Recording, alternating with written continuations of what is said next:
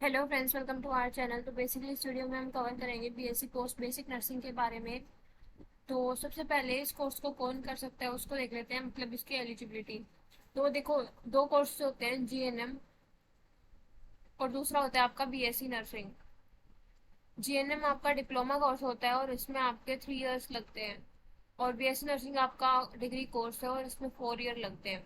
तो कुछ होते हैं कि जो पहले जीएनएम कर चुके होते हैं, तो मतलब उनको लगता है कि उनके ऊपर वर्कलोड ज्यादा है, तो उनको लगता है कि इनको बीएससी नर्सिंग में शिफ्ट करना चाहिए।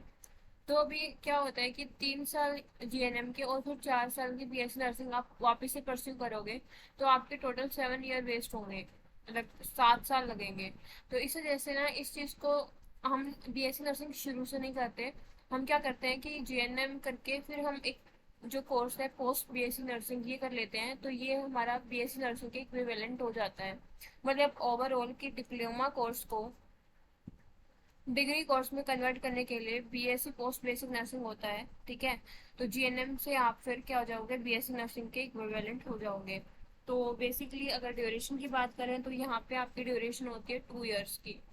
तो ये ड्यूरेशन मैंने कंप्लीट कर दिया और एलिजिबिलिटी बता दिया कि कौन इसको परस्यू कर सकता है। जिसके पास जीएनएम का सर्टिफिकेट है वो इसको परस्यू कर सकता है। अब कॉलेज इसमें कौन सा बेस्ट रहेगा वो देख लेते हैं। तो पर्टिकुलर देखो, गवर्नमेंट और प्राइवेट में से तो अगर बात करें तो गवर्नमेंट ही प्रेफर करना। अब ये नहीं है कि अगर आप प्राइवेट से करोगे तो फिर आपको गवर्नमेंट जॉब के लिए परेशानी होगी या फिर प्रेफरेंस कम मिलेगी। ऐसा नहीं होता। आप गवर्नमेंट से करो या फिर प्राइवेट से करो, आपको एक एग्जाम देना होगा जॉब के लिए पर्टिकुलर। उस एग्जाम को अगर गवर्नमेंट वाला कोई है और एक प्राइवेट वाला है, तो जिसके मार्क्स ज्यादा होंगे उसको ही आपको जो है सीट मिलेगी, जॉब मिलेगी। तो ऐसा नहीं है कि आपका प्राइवेट से करोगे तो आपका जॉब रह जाएगा या फिर ऐसा कुछ होगा। प्राइवेट से करने का और गवर्नमेंट से करने का मतलब डिफरेंस क्या होता है बेसिकली। गवर्नमेंट में आपको प्रैक्टिस ज्यादा मिलती है, मतलब ज्यादा पेशेंट आते हैं, और उसके बाद यहाँ पे फीस भी कम होती है, ठीक है। तो ये एक थी। आगे बात करते हैं कॉलेजेस। तो कॉलेजेस प्राइवेट में जैसे इग्नू हो गया, जामिया हमदर्द यूनिवर्सिटी में भी होता है कोर्स। और उसके अलावा गवर्नमेंट में जैसे सेंट्रल की बात करें तो एम्स हो गया, पीजीआई हो गया, इनमें होते हैं। बाकी स्टेट के अकॉर्डिंग आप अपना देख लेना कि कहाँ पे होता है कहाँ पे नहीं होता। आगे बात करते हैं स्कोप के रिगार्डिंग। तो ऑब्वियसली बात है, आपका नर्सिंग में जीएनएम और बीएससी नर्सिंग से ज्यादा, मतलब इन दोनों में से ज्यादा स्कोप आपका बीएससी नर्सिंग में है। इसमें वर्कलोड भी कम है और आपकी सैलरी भी ज्यादा है, और इसमें सैलरी भी कम है और आपका वर्कलोड बहुत ज्यादा है, ठीक है। तो अपोजिट है दोनों चीजें। तो इस वजह से बीएससी नर्सिंग ही प्रेफर करो रेदर देन चूजिंग जीएनएम। और अगर आप जीएनएम कर रहे हो या फिर कर चुके हो तो फिर आपको definitely BSc post basic nursing करना चाहिए।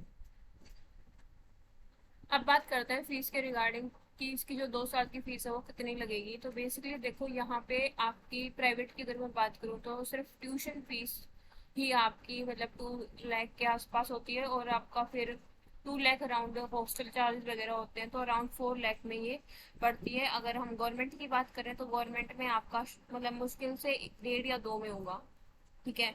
कितने रुपए आपके लगेंगे फीस में। यहाँ पे हॉस्टल वगैरह भी आ जाएंगे, ट्यूशन फीस वगैरह भी आ जाएगी, मैथ्स वगैरह भी आ जाएगा, ठीक है। अब बात करते हैं सैलरी में डिफरेंस। तो बेसिकली जैसे मैंने यहाँ पे बताया था कि आपका वर्कलोड जेएनएम में ज्यादा होता है, उसी तरीके से सैलरी बहुत ही कम होती है और यहाँ पे सैलरी ज्यादा होती है, ठीक है।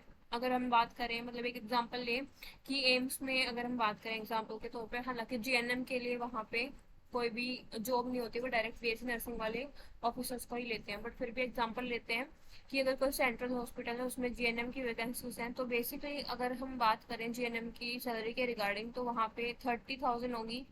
और लेकिन बीएससी नर्सिंग का सेंट्रल में आपका 60,000 हो जाता है। इतना डिफरेंस आ जाता है। स्टेट के पर्टिकुलर हॉस्पिटल्स में वो अलग अलग होती है। अब बात करते हैं इसकी सिलेबस क्या होगा, क्योंकि अगर आप गवर्नमेंट में एडमिशन लेना चाहते हो तो आपको पहले एंट्रेंस एग्जाम देना पड़ेगा, फिर आप एडमिशन ले सकते हो। जैसे कि एम्स दिल्ली में एंट्रेंस होता है पहले तो, और फिर उसका इंटरव्यू होगा, मतलब 2 स्टेप होते हैं, तो फिर आपका एडमिशन होगा मेरिट के बेसिस पे।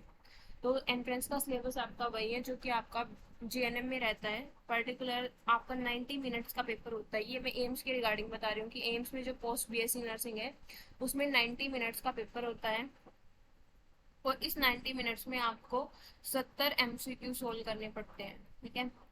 और सब्जेक्ट क्या रहते हैं इसमें आपके, सब्जेक्ट की अगर हम बात करें तो फंडामेंटल ऑफ नर्सिंग, वही मेडिकल सर्जिकल नर्सिंग आता है, एनाटमी आता है, सारी चीजें जो आप जीएनएम में पढ़ते हो वही सारी चीजें यहाँ पे पूछता है। साइकोलॉजी, फार्मेकोलॉजी, ठीक है, साइकेट्रिक नर्सिंग, सारे सब्जेक्ट्स यहाँ पे इंक्लूडेड होते हैं।